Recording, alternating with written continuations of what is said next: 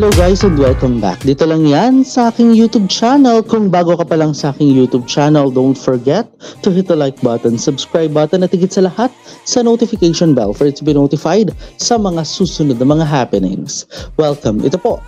ang NS Reaction.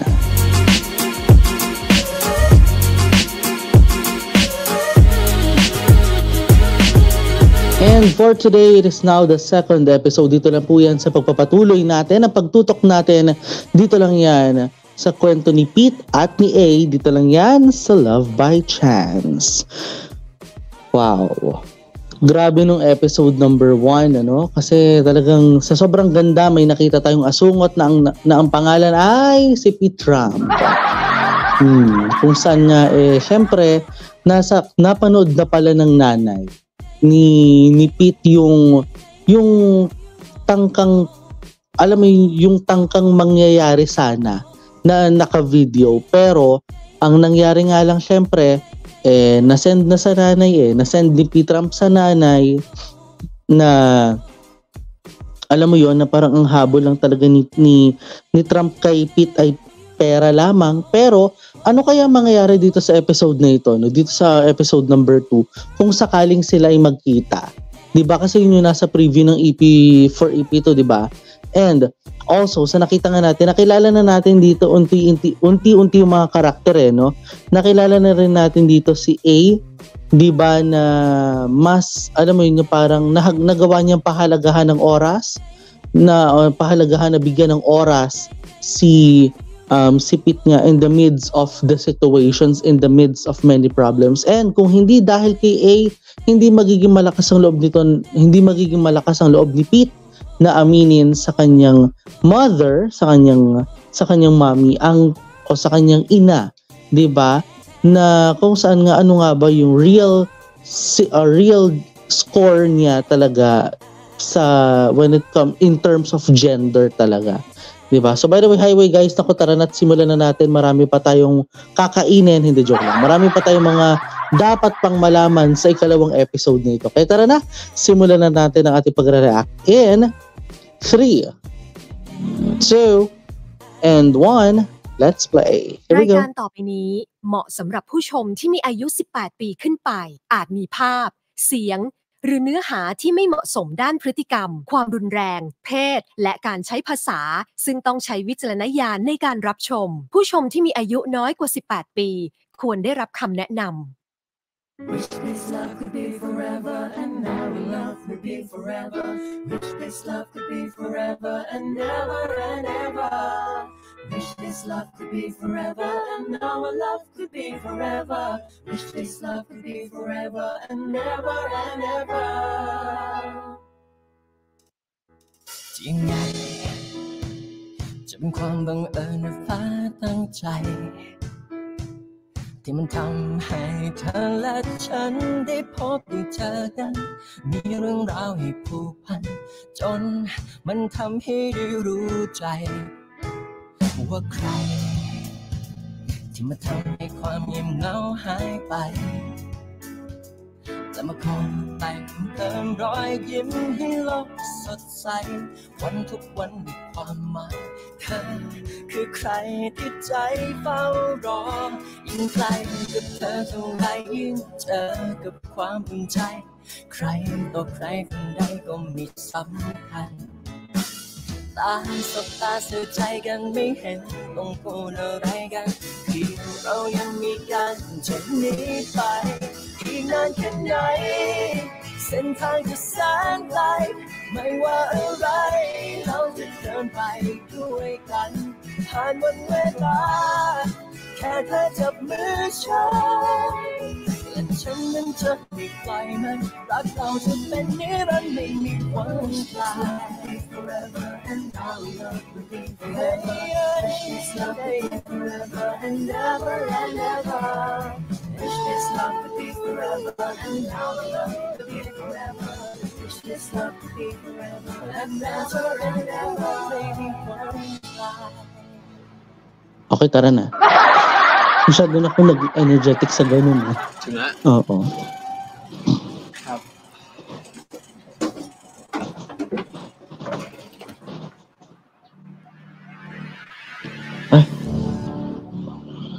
Si Net ไอ้พวก Siwa ภาคไทย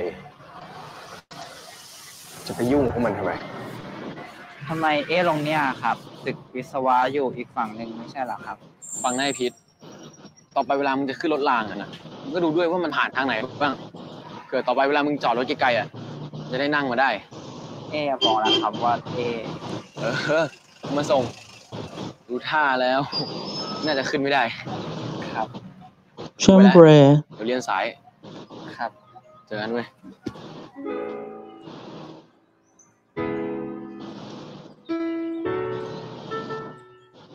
จริงไงจำความบังเอิญและฟ้าตั้งใจ He distracted. Charot. Hindi siya nakafocus sa pag-aaral.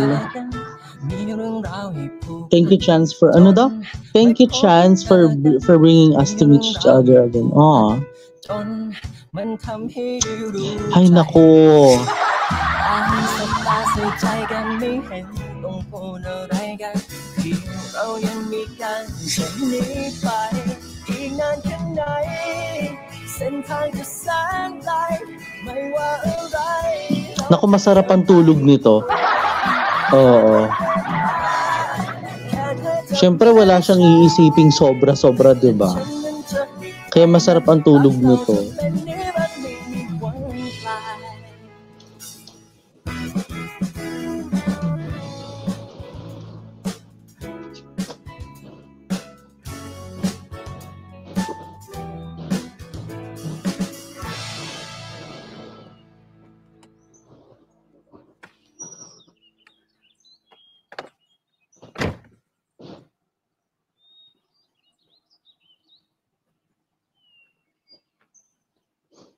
เด็กที่ไหนเอารถมาจอดอีกแล้ววะเนี่ย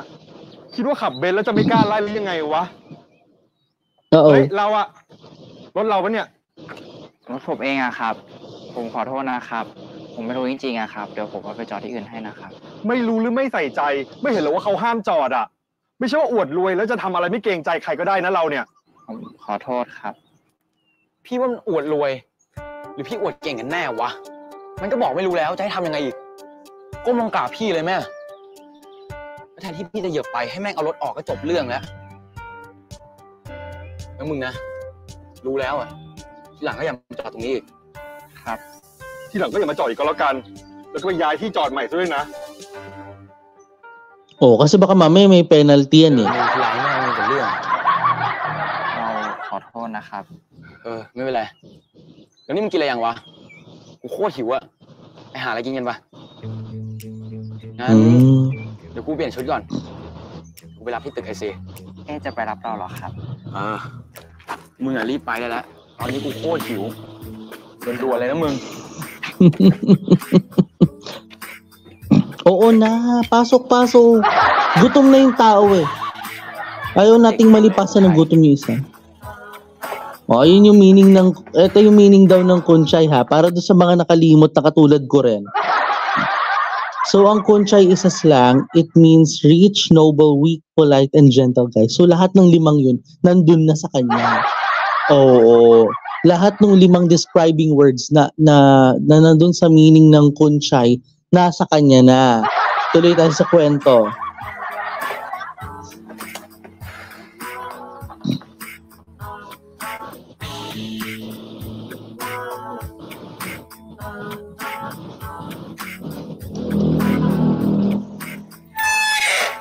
Ma. ครับ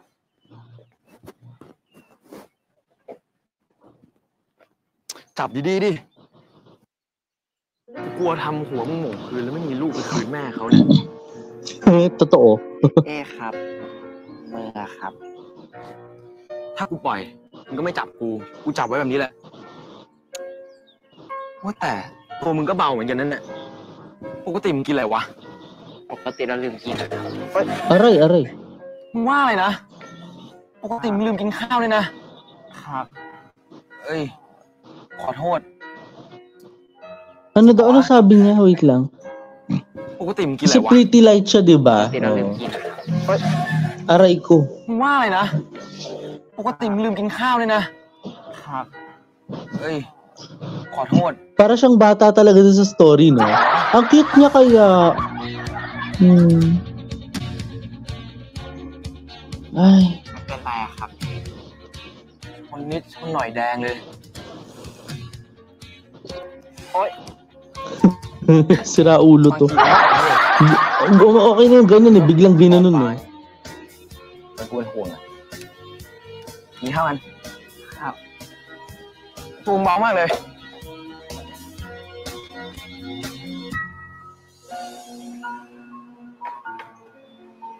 แดกให้หมด เท่าไหร่ล่ะครับเอ๊ มึงแดกให้หมดอ่ะแล้วค่อยคืนตังค์กู ครับ ไม่หิวเหรอวะทำไมไม่กินอ่ะ เอ๊มาวิ่งทุกวันเลยเหรอครับ กูตื่นมาตี 5วิ่งทุกวันอ่ะ วันไหนท่านตักบาตรกูก็มาตัก กูขึ้นไปอาบน้ำแล้วก็ลงมากินข้าวเนี่ย ว่าแต่มึงก็มาเช้าเหมือนกันนะเนี่ย ถ้าวันหลังมึงมาเช้าอ่ะ มึงก็มากินข้าวกูได้นะเว้ย กูจะขุนให้มึงอ้วนเอง เอ๊ครับ ในสายตาเอ๊ว่าเราผิดปกติไหมครับ Oh. ไอพีทว่าคนรอบข้างมึงอะตัดสินมึงแบบ ในเส้นมาตรฐานสังคมแบบเก่าๆอ่ะ แต่แม่งไม่ใช่มาตรฐานสำหรับกูอะมึงคิดว่ากูเตี้ยไหมสำหรับกูอะกูไม่เคยคิดว่ากูเตี้ยนะเว้ยแค่คนอื่นสูงกว่ากูก็เหมือนกันถ้ามึงคิดว่าตัวเองปกติอะต่อให้คนทั้งโลกบอกมึงว่าผิดปกติยังไงมึงก็ปกติ True. ไม่รู้ว่ามึงเข้าใจ At saka ano ba, di ba? Stop thinking that you're not normal even though if you are gay or if you're lesbian. Di ba? Don't think to yourself, huwag niyong isipin sa sarili niyo na hindi kayo normal. Di ba? Dahil sa sexuality ninyo or dahil sa gender ninyo. Di ba? It doesn't mean that you're gay, for example. It doesn't mean that you're a bisexual. It doesn't mean that you are a pansexual. It doesn't mean that you're not normal enough. You are still normal. Diba? You still who you are. Diba? Tama yung sinabi ni A dito eh, diba na? Marami lang talagang conservative. Marami lang talagang judgmental. Diba? Marami lang talaga mga tao na alam mo yon na kaya kang siraan. Diba? Because of who you are. Pero mahalagang paalala po mula sa akin that even though you are different, you always think that you are so normal. Diba? Kung palagay mong ikay kakaiba, isipin mo lang na ikaw ay normal pa rin. Hindi ba? Kahit ang sabihin ng ibang tao, ay bakla, ganyan. Isipin mo na lang sa sarili mo that you're still normal and wag mong pakialaman yung mga taong mapanlait sa society na ito. Tuloy tayo sa kwento. กูอาจจะพูดไม่ค่อยเก่ง เอาเป็นว่ากูไม่เคยมองมึงว่าผิดปกติก็แล้วกัน ขอบคุณนะครับเอ๊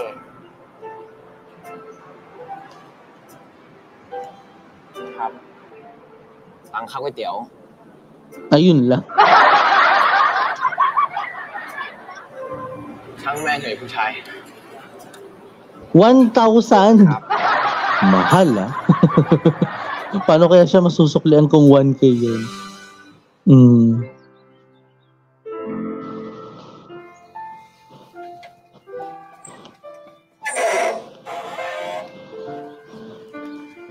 นี่กูกลับแล้วนะ ถ้าพรุ่งนี้มึงมาเช้าอ่ะก็มาเจอกูที่สนามบอลได้ ครับ เดี๋ยวครับเอ๊ มีอะไรวะ คือไม่เป็นไรครับเอ๊งั้นเอ๊กลับเถอะครับบ๊ายบายครับ ไว้ เดี๋ยวก่อนไอ้พีทกูลืมสนิทเลยมึงไม่มีเบอร์กู แล้วมึงจะติดต่อกูยังไงวะ ครับ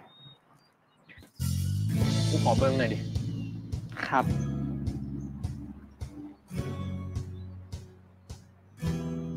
Ang cute ni Pete sa ano เบอร์ ha. เราครับ Sa sobrang niyang mahiyain na style ha. กูยิงแล้วนะ ครับ Ano kayang magiging ano niya? Ano kayang magiging contact name niya doon no? กลับแล้วนะ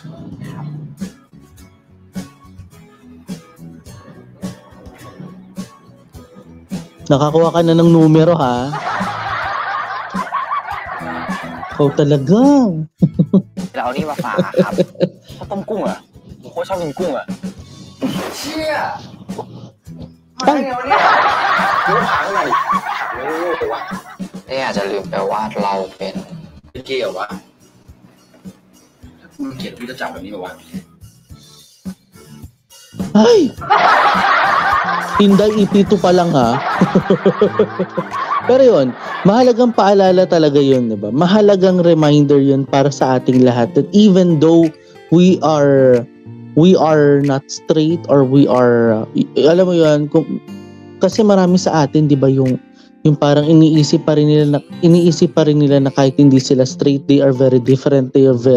are not normal. No! Why? You are still who you are. And it's so normal. Those people who thought, diba, who thought that you are not normal, they are not the real normal. Yun ang tatandaan nyo, guys. Yung mga taong nakapaligid sa inyo, diba, na nagsasabing, yan, hindi yan normal. Sila yung totoong hindi normal sa society. Why? Because they have that kind of a mindset, diba, na very homophobic. Diba? Ewan ko lang, until now ata may mga homophobic pa rin eh. Diba? So please, doon po sa mga homophobic, kayo na lang po ang hindi normal. And I still want to remind you that you are not normal. Why? Because of your personal mindset, like, excuse me. Diba? Do not even think that those people who are homosexual were not normal. Diba? Tutuktukan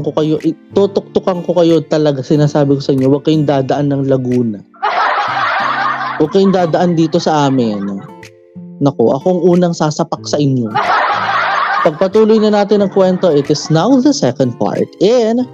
3, 2, and 1, let's play. Alam niyo, napansin lang natin, no? Napansin din natin yung closeness nila, ha? Oo. Napansin lang natin yung closeness nila, ha? Pero ang galing nung sa closeness nila kasi it became, alam mo yun, yung parang mabilis yung mga pangyayari na 'di ba yung sinasabi nga rin 'di ba ni A, 'di ba, na alam mo yun, na kada ikay may problema nandun ako, parang ganun eh, parang nagkakatagpo tayo kapag may problema ka, 'di ba? O siya, sige, tuloy na tayo sa kwento. O, go.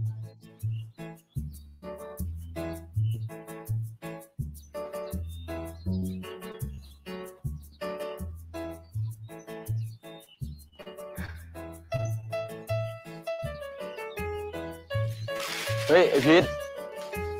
เอ๊ะเรามาสาขานี้นึกว่าจะไม่เจอเอ๊ะละครับ ดีใจจังพอดีเราเอานี่มาฝากอะครับ ตอบแทนมื้อเช้าเมื่อวาน รับรองว่าอร่อยแน่นอนครับ ข้าวต้มกุ้งอ่ะกูโคตรชอบกินกุ้งอ่ะแต่กูไม่อาบน้ำเลยว่ะขึ้นไปรอหอกูได้ป่ะ ขึ้นหอเอ๊ะเหรอครับ ดิบนหอกูมีชาม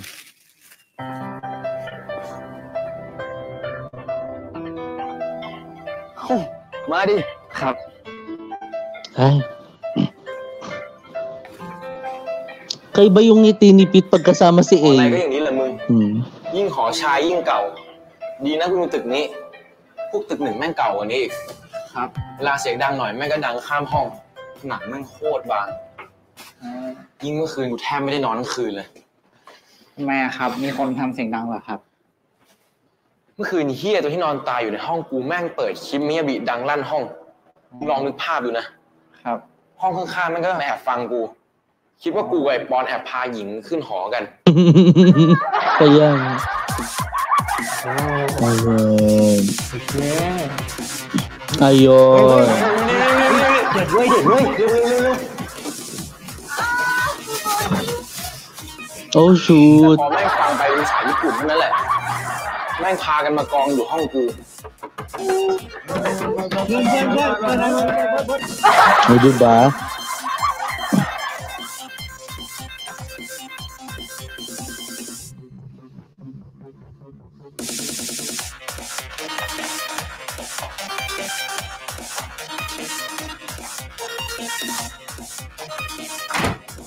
Siya talaga yung leader ng Mael.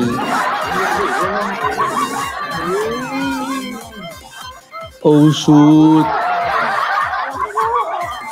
Oh, shit. Leader ng mga Mael talaga to eh. Oh, ngayon ay morning. Anong nangyari kaya?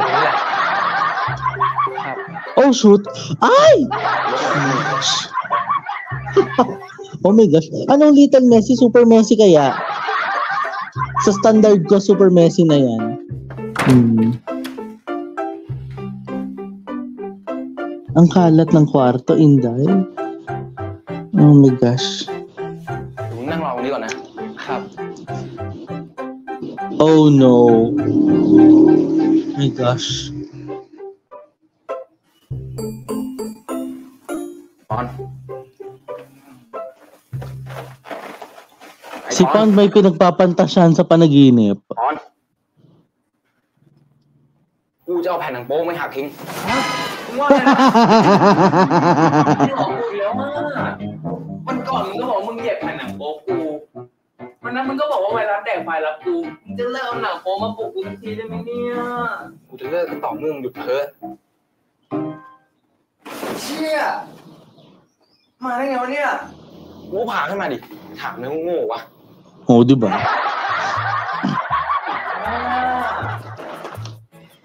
มึงกับไอพีชจะสมองคิดได้แต่เรื่องต่ำๆใช่ไหมไว้ปอนก็จริงนี่หว่าถ้ามึงสองคนไม่มีซัมติงกันนะโลกไม่โคจรพวกมึงมาอยู่ด้วยกันหรอกมึงดูใหญ่พีชดิเนี่ยคุณชายแล้วมึงอะไรทายาทอสูรชัดพีชไม่บอกมาดีกว่าคิดอะไรกับเพื่อนเราใช่ปะไอปอนอะไรมึงสั่งไอพีชไม่จบเลยกูจะเลิกเอาแผ่นหนังโป๊มาขู่เลยถ้ามึงเลิก3 สอ3 สออะไรวะเลิกสาม no อันนั้นปอปลากับเพื่อนไม่ใช่สอเสือมึงก็เลิก3เลยไปอาบน้ำได้แล้วผมจะตีสกิดหน้ามึงไปก็ได้แต่อย่าให้กูรู้นะพวกมึง2 คนไปมันก็อย่างเนี้ยอย่าคิดมากแล้วกันครับ Meanwhile,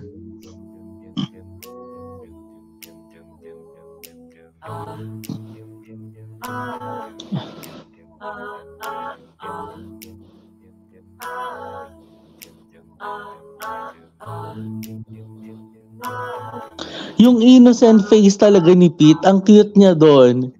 Oo. Di ba? Nagulat siya.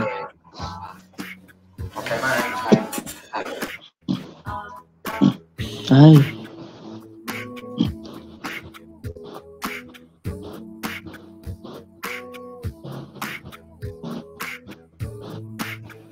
Hindi chẳng quá.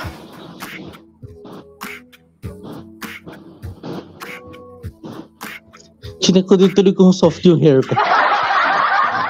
Sinitso nga. Yung ganim. Baka nagsa-skincare kasi. Nagsong mo rin.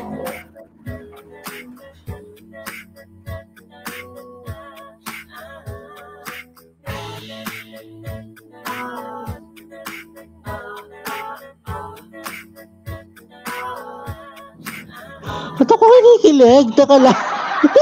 my gosh. มึงก็นิ่มมึงสาบานนี่มึงเป็นผู้ชายอ่ะกูจับตัวมึงใส่ตัวมึงช้ำทีเลย มึ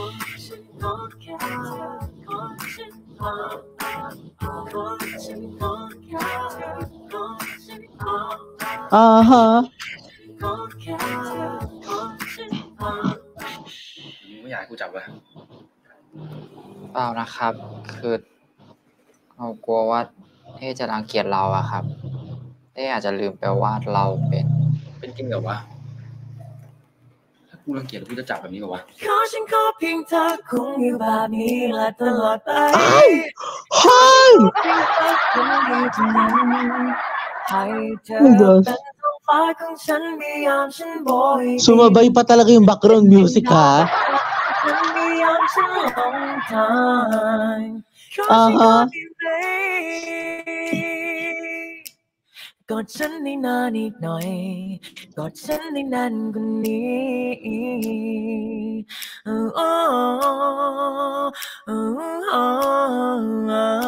Huwag ka magulo, Pand. Huwag ka magulo, Pand. มึงจะขุดทองจริงเหรอวะ Uy. ก็กูเห็นน่ะมึงเห็นอะไรก็มึงจับแก้มันน่ะแล้ว Ang tapos? มึงกำลังจะถ้าการกูจับ Arte. น้องยิ้ม หลานกูเองอ่ะก็นั่นมันหลานก็ต่างกันตรงไหนวะ ปอนครับ ไม่มีอะไรจริงๆนะครับปอน ต้องอธิบายให้คนซ้ำๆอย่างแม่งฟัง Pervert. เสือสองคำก็แสงสามคำก็สามได้ต่อจากเนี้ยจะจับตาดูเรื่องของพวกมึงสองคนแม่งฆ่าสายตาเลย Yung kasi, kaya nga sabi ko talaga, dapat hindi man distract dito si ano eh. Dito si Pand sa story na to eh. Oo, baka mamaya ano siya dito ha. Nako, tuloy tayo sa kwento.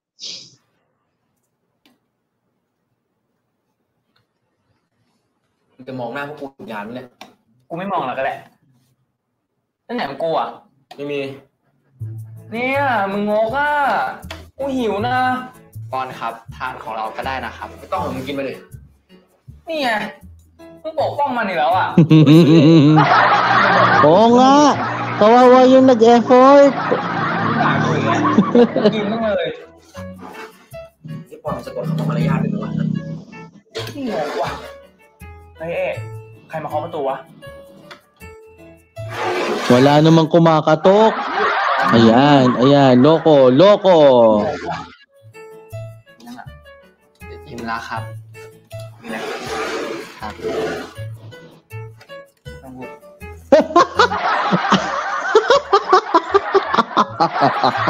Gutom na gutom, day ah. อะไรนะ ครับ หมดแล้ว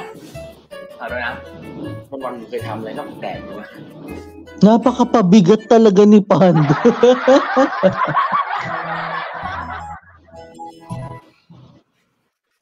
พีท ครับ นายชอบดาราวีคนไหนอ่ะ อะไรคือดาราเอวีล่ะครับ Ano AV star? ไม่รู้จักดาราวีเหรอ ไม่รู้จักอะครับ หรือว่า มึงจะชอบไปเองจริง Wow.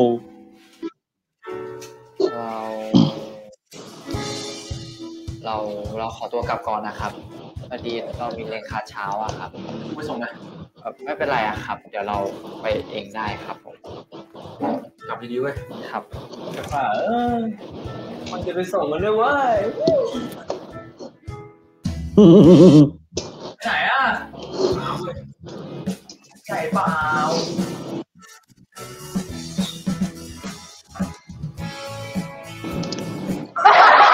Pero wag mo naman pag-isipan ng something sexual, no? Nakakainis. แม่อย่างมึงอ่ะโดนถอยมันไม่รู้เท่าไหร่แล้ว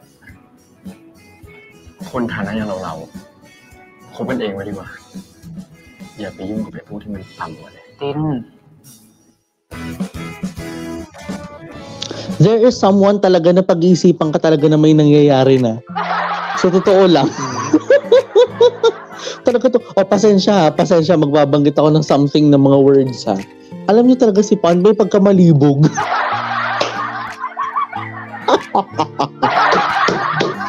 Masyado siya. Nakakainis yung character niya pero nakikita mo siyang shipper.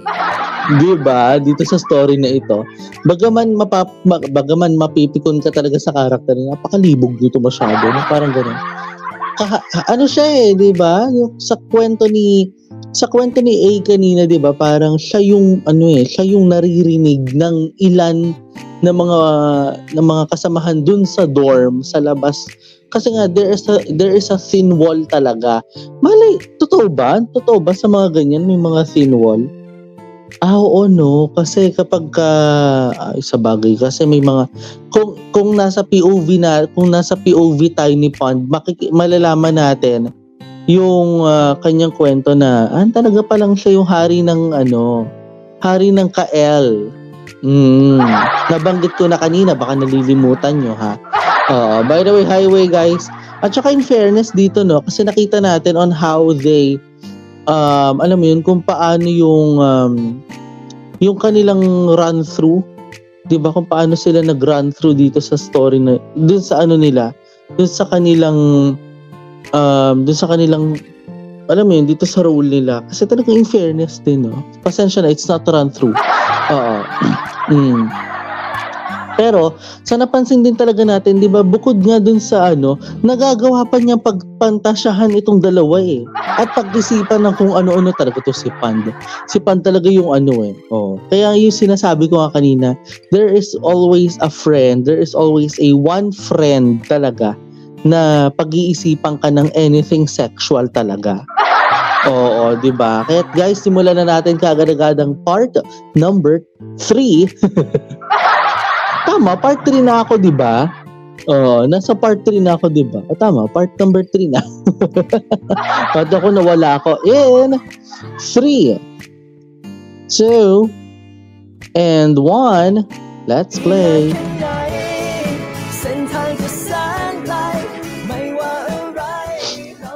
Ito na. ไอพีชอบมึง ปัญญาอ่อน มึงว่ากูไปเถอะแต่ชัวร์ว่ะมันเล็งมึงแน่ๆกูเห็นมันเขินมึงด้วยนะเว้ยแล้วตอนไปล้างจานอ่ะกูถามมันว่าชอบดาราวีคนไหนมันตอบกูว่าไงรู้ป่ะนายชอบดาราวีคนไหนอ่ะ อะไรคือดาราเอวีล่ะครับ ฮะไม่รู้จักดาราวีเหรอ ไม่รู้จัก ano ba yung EV? ศาสตร์อะไรวะแล้วทำไมช่วงนี้มึงกับมันตัวติดกันขนาดนี้อ่ะก็มันไม่ค่อยมีเพื่อนมันจีบมึงอะดิระวังนะเว้ยแมนๆอย่างมึงอ่ะโดนสอยมันไม่รู้เท่าไหร่แล้วถ้ามึงไม่รู้อะไรเกี่ยวกับมันมึงอย่าพูดเลยดีกว่า Grabe ka. จะไปมึงต้องหาอะไรพูดมากอยู่ได้ไปเรากูด้วย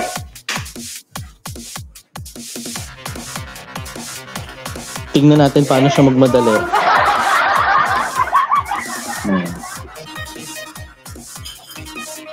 Hoy, mag-belt ka! Pambira ka.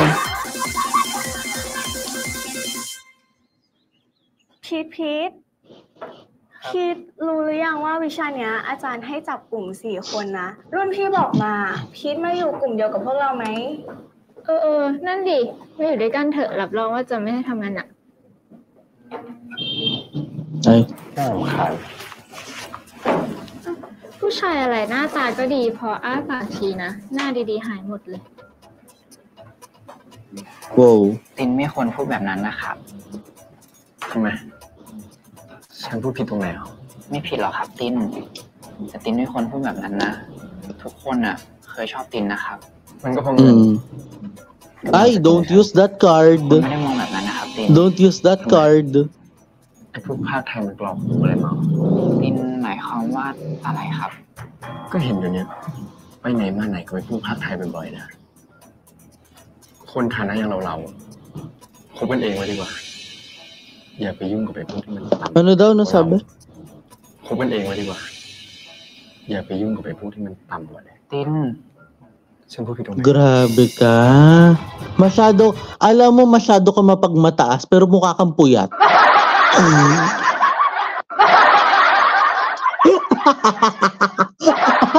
Tawang-tawa sa akin yung NS team. Pumupunyeta kayo. I cannot. Oo. Alam mo, bago ka magsasalita ng ganyan, matulog ka muna ng kumpleto para hindi ka magmukhang puyat. Tuloy tayo. Pero masama, no? Oo. Hindi porket hindi, ito reality lang to ha. Hindi porket mayaman ka, hindi ka na magmamahal ng, alam mo yun, yung parang nasa middle class. 'Di ba kasi they considered as the middle class itong sina A, 'di ba? Mali 'yun. Mali 'yun. 'Di ba? Tsaka mahalagang paalala lamang ha na ang pagmamahal ay walang social classes.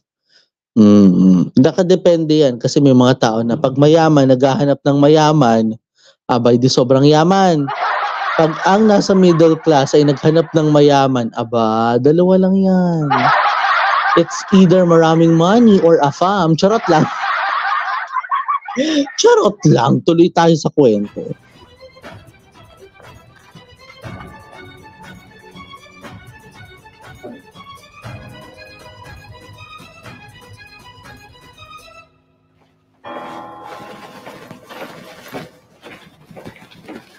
ตินเดี๋ยวก่อน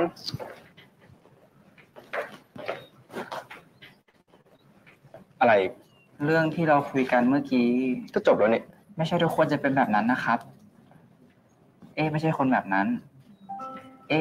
อยากจะช่วยเราจริงๆครับ แต่ฉันไม่เชื่อ มันก็เท่านั้นแหละ Ikaw lang nag-isip ng ganyan. Oo. Hoy, alam mo, bago ka talaga mag-isip ng masama dun sa tao, isipin mo muna yung sarili mo kasi mukha ka talagang puyat. Tuloy tayo.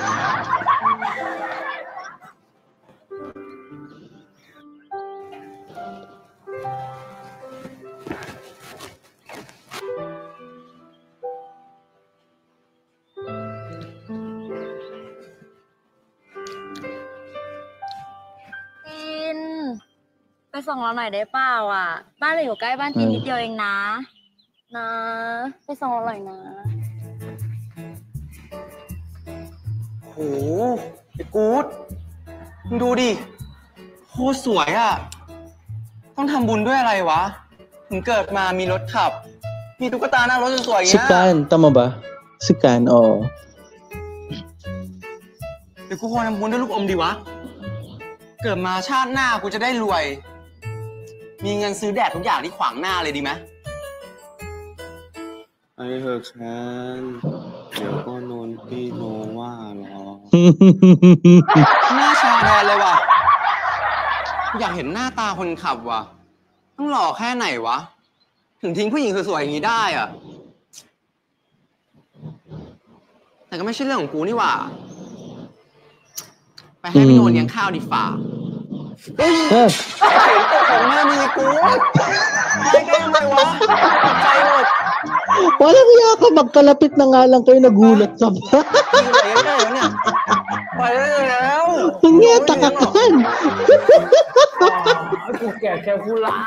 กกูเรียนไม่รู้เรื่องนี่ไอ้บอลแล้วมึงเรียนวิชาอะไรรู้เรื่องมั่งว่ะ ไอ้พวกมึง Wala ka nagigets ใกล้ eh. อันไหนดีอะคุณหิว ห้องอาหารไอซีป่ะนั่นไงพวกมึงมีซัมติงกันจริงๆด้วยว่าไงมึงจะมากูแบบนี้ไม่ได้นะเว้ยกูขี้เกียจเหรอเดี๋ยวค่อยไปหาแดกแถวนี้แหละ กูเหมือนกันอ่ะก็ตอนบ่ายมีเรียนด้วยแล้วก็เขียดเดินมันไกล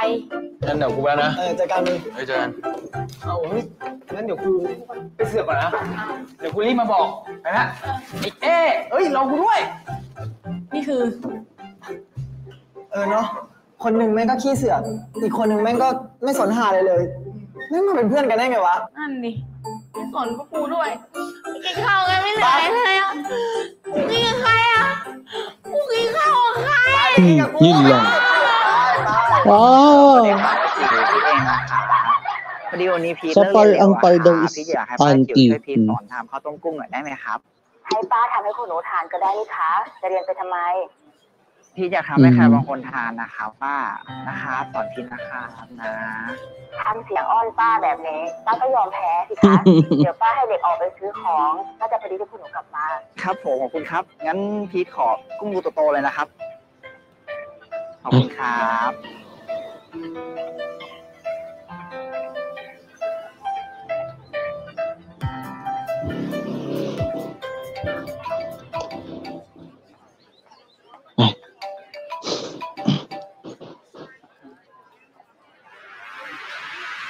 Siguro si Trump to.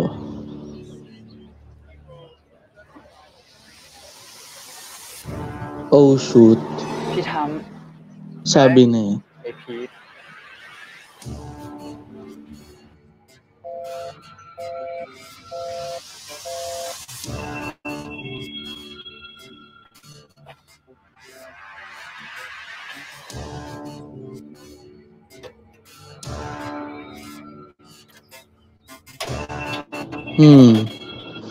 Anong trouble kaya ang meron kay Trump at saka kay Pete? Tignan natin.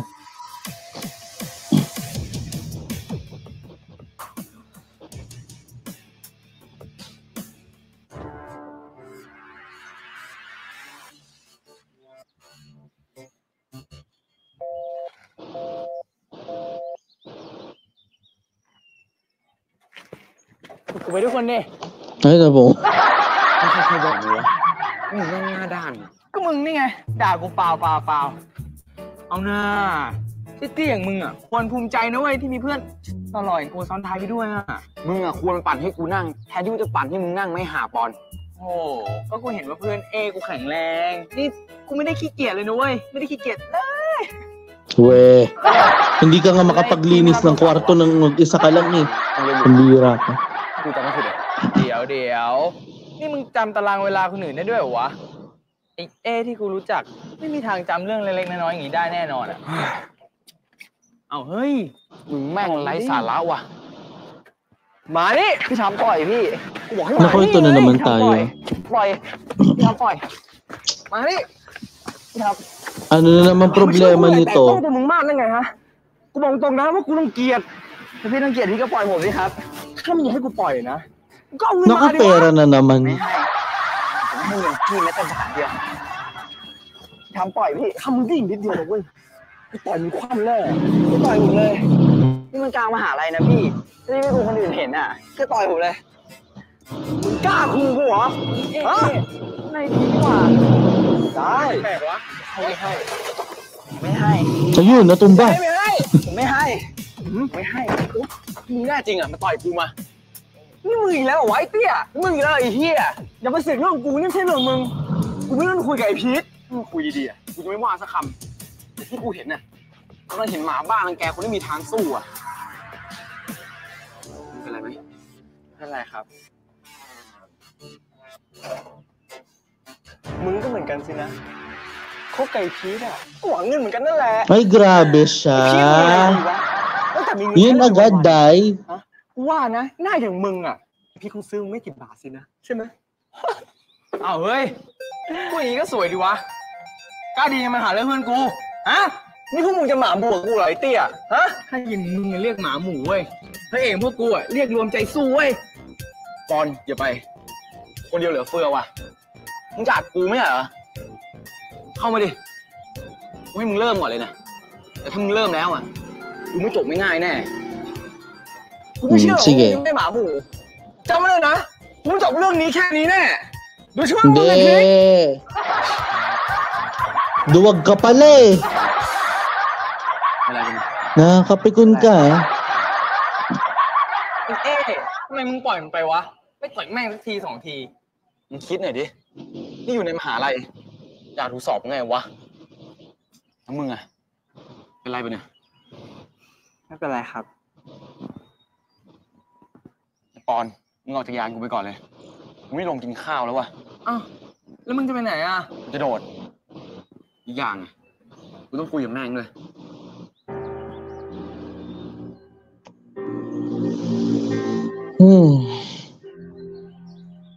Ayan.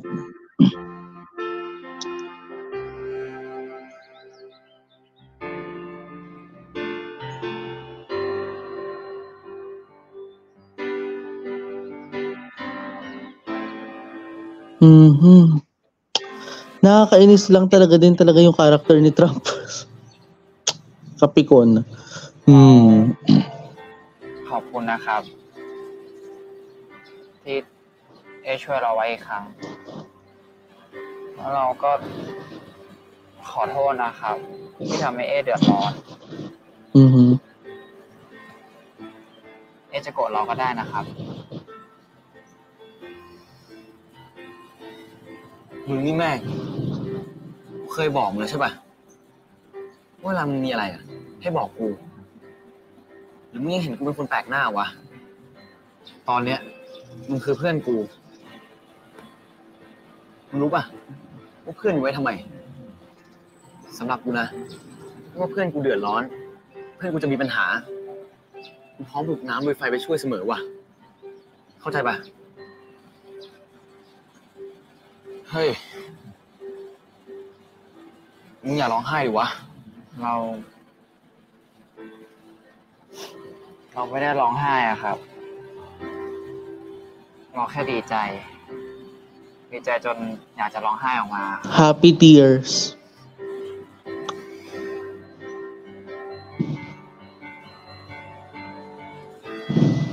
ต่อไปเนี้ย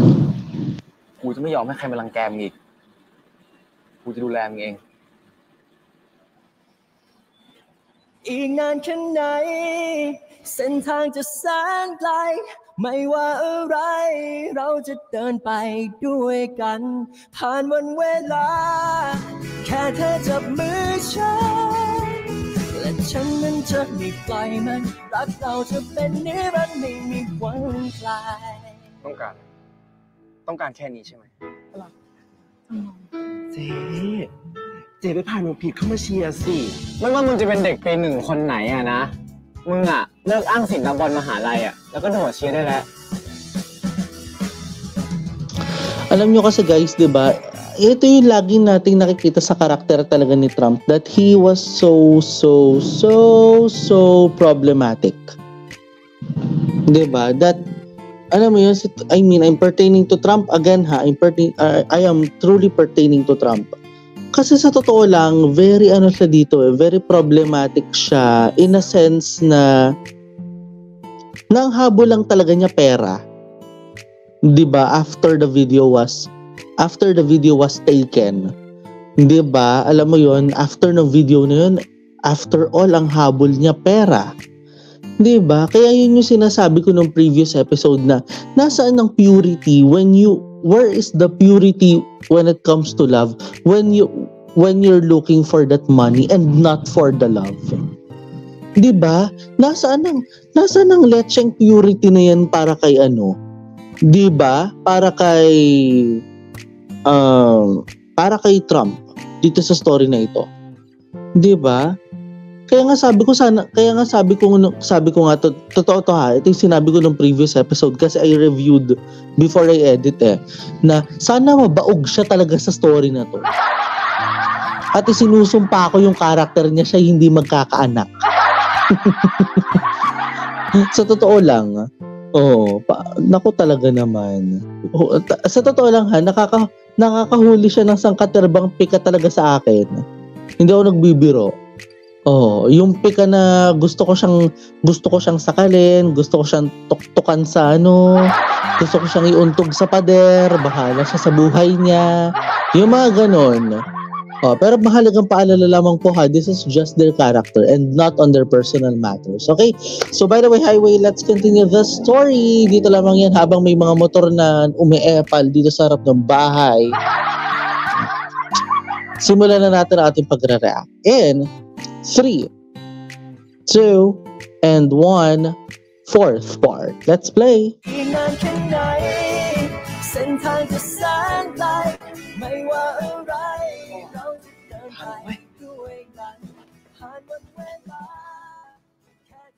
นาฬิกาคุณตายหรือเปล่าเพื่อนๆทำควิซกันไปแล้วครึ่งชั่วโมงคุณว่ายังทันอีกเหรอ โธ่อาจารย์ครับ ผมจำเวลาเรียนผิดไปนิดเดียวเองอาจารย์ให้อภัยผมเถอะนะครับนะอาจารย์คนสวยนะ Sit down ครับ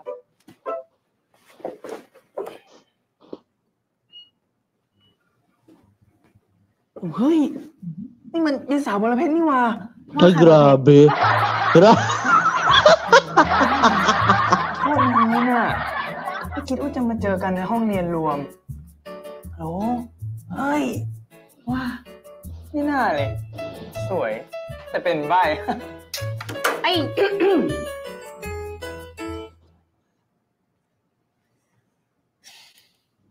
Prof, yung kasing si Pan. อะไรเนี่ย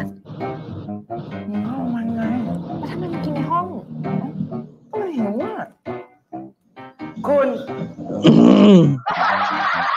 เรียนคณะอะไร วิศวะครับอาจารย์นั่นแหละอาจารย์หลงนั่นแหละลูกเที่ยวอิตาลีอย่างผมแล้วสิ ที่คณะคุณเขาไม่ได้สอนมารยาทเหรอคะสะกดเป็นไหมคะ Wala po. คุณก็เหมือนกันทีหลังหัดตักเตือนเพื่อนคุณบ้าง อาจารย์เขา ขอโทษครับอาจารย์ เก็บไปเลยเนี่ย Kahit na เซี่ยวเป็นหุ่นเหรอ เซี่ยวผีที่เหลือไม่ใช่คนด้วยแล้วเราคิดสูงมันเกิดเรื่องไงฮะพูดไม่หยุดเลย ว่าเราขนาดนั้นน่ะ หยุดพูดไม่ได้ไง กินอ่ะไม่ Ayan. Both of you come here ไม่หรอ ทั้งคู่เงา Napakaingay kasi ni ano eh. พูดไม่หยุดเลยนะคะ ดีค่ะ นี่จะให้เอามาวัดหรอ ปากดีเนาะปากดีๆ Disgusting คาบเอาไว้ค่ะ ทั้งคู่ ทั้งชั่วโมงเชิญ Uh-oh.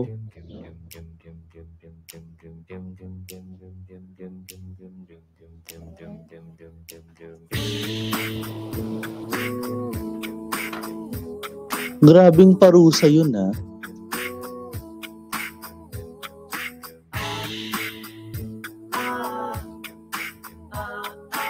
Nagpapapansin to.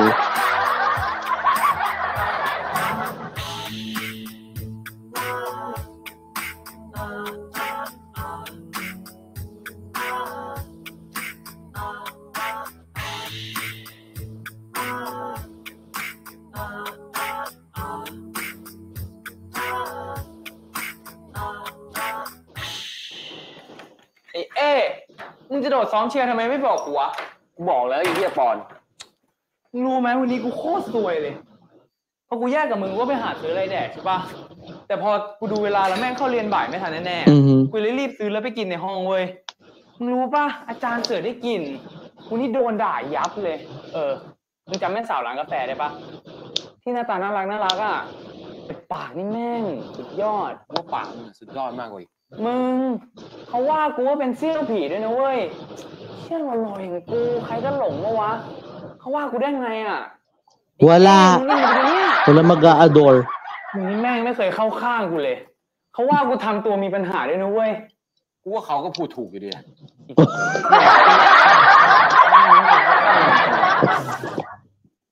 ขอให้มึงโดนขุดตูด Ayan, oh, loko. เรื่องของกูช่างมันเถอะแล้วไอพีเป็นไงบ้างวะไม่รู้อ่ะกูว่ามันก็คงกลัวตอนแรกกูก็คิดว่าไอพีเป็นลุกแต่พอหลังจากที่มันโดนกระชากตัวปิวเนี่ยกูว่า Oh, nag-iisip ka na namang hindi maganda ha? ก็เกลุกเกรับนี่มึงเกลุกก็เป็นคนเสียบอยู่ข้างบนเกรับก็โดนเสียบอยู่ข้างล่างไงแต่บางทีก็สลับกันได้นะเว้ยเรียกว่าอ่อนท้อบ้าซาไม่สักเป็นลุกกับเราเลยแต่กูว่ามึงกับมันก็เหมาะกันนี้นะเว้ยบอบบางใหญ่พีชอะเจอเล็กๆอย่างมึงอะก็คงเข้ากันดี Ayun. Aray, ayan. ทำไมวะเนี่ย Ano yun? Sabi naman nag-ingay na naman.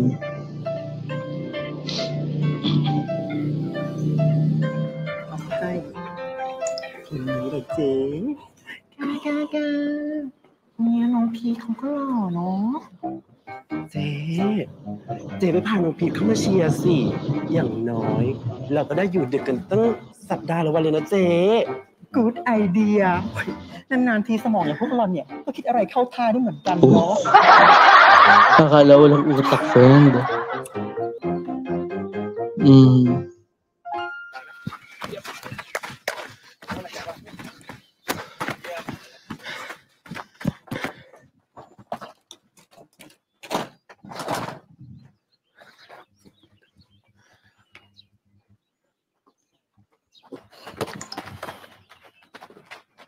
เตะไปไหนของมึงเนี่ยฮะข้อความมึงคุณชายมึงทำอะไรอยู่วะอู้เหรออู้ด้วยคนดีพี่โนไม่ให้กูเล่นชิงบอลเคียวคิวกูเป็นลิงมั้งเล่นอยู่ได้น่าเบื่อหิวปะโคตรหิวเลยอ่ะกินข้าวกันนะแต่มึงเลี้ยงกูนะกูไม่มีตังค์อ่ะงั้นค่าขนมกูหมดอ่ะเลี้ยงกูหน่อยนะพูดเนี่ยไม่ทันส่วนมึงอ่ะก็พูดบ้างนึกกูเป็นใบเอ้าเพราะกูอเลิร์ดอ่ะกูอเลิร์ดโอ้โหยังมึงนะเรียกอเลิร์ดอย่างมึงอ่ะกูเรียกเด็กสมาธิสั้นใช้คำว่าไฮเปอร์ดีกว่าป่ะน้องเสียใจนะพี่โนมันจะโดดเฉียบกินข้าวอ่ะผมมากินด้วยนะผมหิวจนแดกหมาทั้งตัวแล้วเนี่ยเดี๋ยวตกลงมึงจะเลือกไหนระหว่างกูใช้ความผิดจะโดดเชียร์หรือมึงจะแดกหมาแดกข้าวพี่แค่หิวพี่ก็ตามทันนี่ถามซ้ำเพื่อเอ้าไอ้นี่ครับมึงอ่ะไม่ต้องมาโดดเชียร์อะไรนะยิงเผือกเข้าใจไหมไม่ว่ามึงจะเป็นเด็กปีหนึ่งคนไหนอ่ะนะมึงอ่ะเลิกอ้างสินนักบอลมหาลัยอ่ะแล้วก็โดดเชียร์ได้แล้วมึงรู้ไหมว่ากูโดนในพวกประธานเชียร์แต่ละคณะมันด่ากูถึงที่เลยกูขออ่ะมึงเข้าเชียร์นะจะไปแดกหมาแดกควายไหนก็ไปอย่าให้เสียงทีมบอลเข้าใจปะsorry kita pala ako sa paghigam ko sorry ใช่ชื่อแคนไม่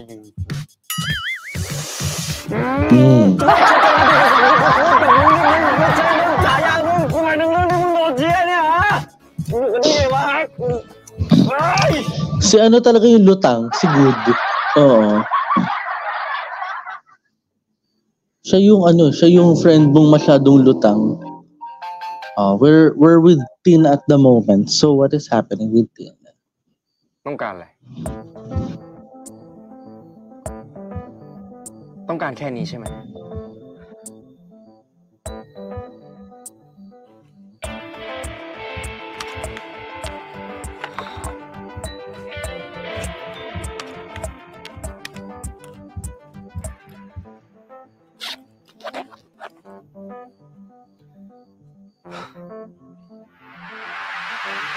พวกมึงกูหิวว่ะ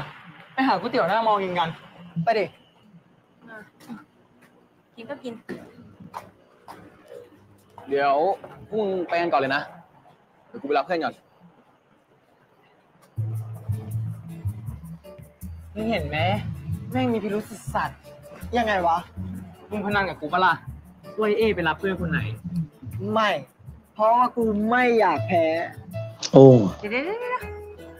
นี่แสดงว่าจะต้องถึงไอซีคนนี้แล้วสินะมึง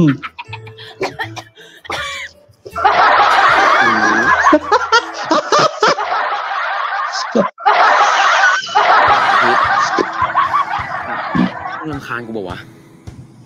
กูอาจจะยุ่งวุ่นวายกับมึงมากเกินไปอ่ะมึงไม่ได้ขอให้กูช่วยกูเสือกเข้ามาช่วยเอง